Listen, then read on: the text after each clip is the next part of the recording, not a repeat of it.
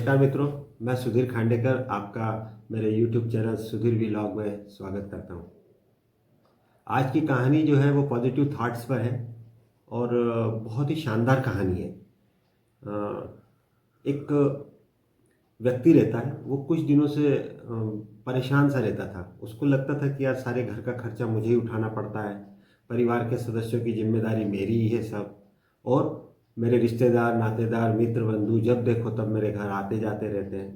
तो ये बहुत सारी समस्या उसको लगती थी कि ये समस्या है, और उसी को सोचते सोचते वो हमेशा चिंतित रहता था, और चिंतित रहने के कारण चिड़चिड़ा होता गया। चिड़चिड़ा होने से नेगेटिविटी आ गई।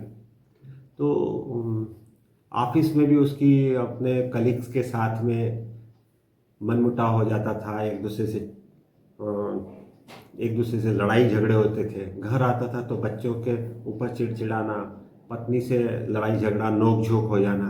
तो इस प्रकार से देखा कि वो थोड़ा सा बहुत नेगेटिविटी में आने लगा था। एक दिन ऐसे ही वो इस ऑफिस से आया था और अपने ड्राइंग रूम में बैठा था, तो उसका एक बच्चा जो छोटा वाला था वो दौड़ता हुआ आया और बोला, पापा आज मेरे को आप होमवर्क करा दीजिए। तो वो वैसे ही चिड़चिड़ा था, तो उसने और बच्चे को डांटा बुरी तरह। बोले, जब देखो तब तुम आ जाते हो, चलो अभी करो, खुद हम अपने हिस्से करो। तो लड़के ने कहा नहीं, वो बहुत इम्पॉर्टेंट है, और मैम बोली थी कि पापा या मम्मी से करवाना। तो बोले यार मम्मी से कराओ, मेरी जान मत खाओ। ऐसा करके उसको झिड़क दिया, डांट दिया, और बेचारा बच्चा तो अपना कॉपी लेके चला गया। और ये अपने चिंता में ऐसे ही रहा, कुछ पता नहीं कौन सी उलझनों में था। तो सोचते सोचते सोचते सोचते करीब 1-2 घंटे हो गए। बाद में उसने सोचा कि यार चलो देखें बच्चा का क्या था होमवर्क।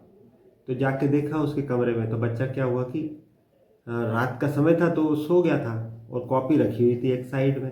तो उसने उठाई वो कॉपी और उसके पन्ने पलट के देखा कि क्या होमवर्क था।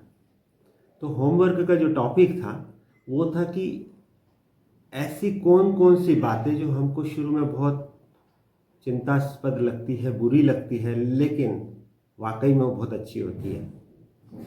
तो उसको थोड़ा टॉपिक अच्छा लगा, तो उसने सोचा चलो बेटे ने क्या लिखा है देखते हैं।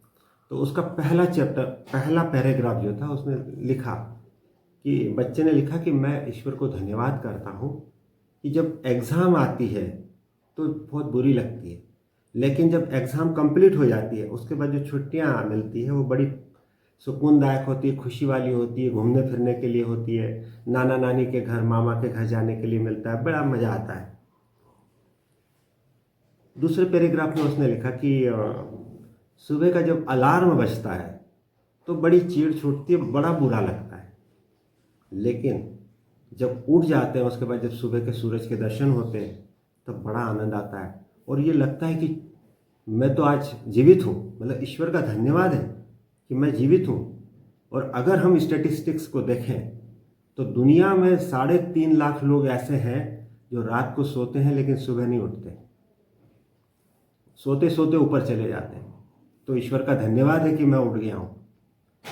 तीसरा पैराग्राफ उसने लिखा कि मेरे पापा जो हैं वो बहुत अच्छे हैं, डांटते ज़रूर हैं लेकिन मेरे लिए खिलौने लाते हैं, मेरे को मिठाइयाँ खिलाते हैं, मुझे घूमने फिरने लेके जाते हैं। और सबसे बड़ी बात तो ये है कि मेरा एक दोस्त जो स्कूल में सोहन है, उसके तो पिताजी ही नहीं, मेरे पास कम से कम मेरे पिता तो है। ईश्वर का बहुत बहुत धन्यवाद है इसके लिए। इतना पढ़ते पढ़ते तो उसकी आंखों में से आंसू आने लगे। उसने वो आगे का वो पढ़ ही नहीं पाया। उसने वो कॉपी को एक तरफ टेबल पे रखा और वापस बाहर आके सोफे पे फिर बैठा और खुद की परेशानियां सोचने लगा।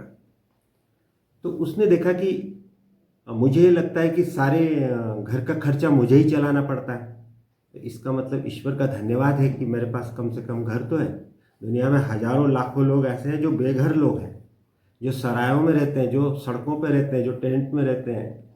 मैं अपने घर में रहता हूँ, मेरे पास 4 दीवार है, मेरे पास छत है। दूसरा फिर उसने सोचा कि मुझे पूरे परिवार का खर्चा उठाना पड़ता है। तो ईश्वर का धन्यवाद है कि मेरे पास परिवार है, मेरे बीवी है, मेरे बच्चे हैं। कई लोग तो ऐसे हैं जिनके पास कोई परिवार में है ही नहीं। तीसरा उसने सोचा कि मेरे यहाँ रिश्तेदार आते रहते हैं, मित्र आते रहते हैं, इसका मतलब मेरी सामाजिक हैसियत है, मेरे पर्सनल लोगों से बहुत अच्छे संबंध हैं। इसलिए लोग मेरे घर में आते हैं, ईश्वर का धन्यवाद है। तो ऐसा सोचते सोचते उसको बड़ा अच्छा लगा और उसने सोचा कि ये जो अब मैं मन में जो निगेटिविटी थी वही सबका कारण थी। तो दोस्तों मैं एक बात कहना चाहता हूँ कि अगर हम किसी भी चीज़ को, जो नेगेटिविटी है, उस चश्मे से उतर के, उस चश्मे को उतार के अगर हम देखेंगे तो ये जान के चलिए कि हर बुरी चीज़, जिस प्रकार की कड़वी गोली हमारे जीवन में हमको स्वास्थ्य प्रदान करती है और लगती शुरू में कड़वी है लेकिन वो उससे हमारा स्वास्थ्य फिर लौटता है, तो हर बुरी चीज़ को कभी भी सकारात्मक रूप से लेंगे तो हमारा जीवन बहुत ही अच्छे से होगा और हम उस नकारात्मकता से बाहर निकलेंगे। इसलिए मेरा यही कहना है कि जीवन में हमेशा किसी भी प्रकार की परिस्थितियाँ आएँ, हमेशा हमें पॉजिटिविटी की ओर ध्यान देना चाहिए। जैसे जैसे हमारे थॉट्स पॉजिटिव होते जाते हैं, हमारे जीवन में चमत्कार होता जाता है, शांति छाती जाती है, प्रेम और सामंजस्य के भाव बढ़ते जाते हैं।